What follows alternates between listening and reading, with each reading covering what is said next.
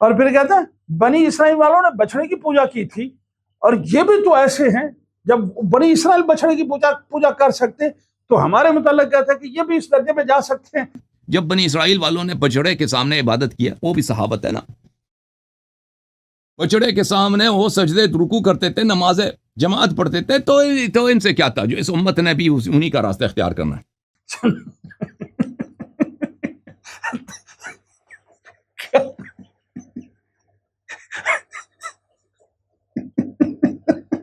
بنی اسرائیل بچڑے کی پوجا کی اور گھوڑے کی کون کر رہا ہے؟ ہم والے سنت کر رہے ہیں، شرم آدمی، گھوڑے کے نیچے سے ہم گزر رہے ہیں، گھوڑے کو سجدے ہم کر رہے ہیں۔ انہوں نے بچڑے کی پوجا کی، تمہیں گھوڑے کی شروع کرتی، وہ تم ہو، ہم نہیں ہے۔ کوئی عقل کر، کوئی حیا کر۔ ہم گھوڑے کے اوپر بیٹھتے ہیں، بچڑے کو ذبح کر کے کھاتے ہیں، اور تم گھوڑے کے نیچے سے گزرتے ہو اور گھوڑے کے پاؤں چومتے ہو، گھوڑے پہ اس کو سجدے کرتے ہو، اس سے مرادیں مانگتے ہو، اور اپنی عورتوں کو بھی گھوڑے کے نیچے سے گزارتے ہو۔ اے عائشہ کے دشمن، لعنت تجھ پہ!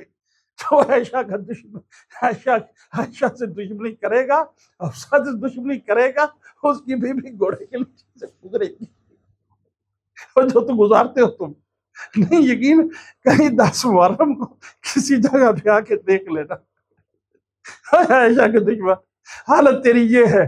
اور یہ عائشہ اللہ کی بندی، رسول اللہ کی گھر والی، جنت میں بھی رسول اللہ کے گھر والی ہوگی، اس کی دشمنی کا نتیجہ ہے کہ تم خود اپنے ہاتھوں سے پکڑ کر اپنی بیویوں کو، بیٹیوں کو، بہنوں کو اس کے نیچے سے گزارتے ہو، اور پھر اس کو برکتیں بھی سمجھو، برکت والی ہوگی۔ ٹھیک ہے، تمہاری گھوڑے کے نیچے سے گزر کر برکت والی ہوتی، خوب کرو۔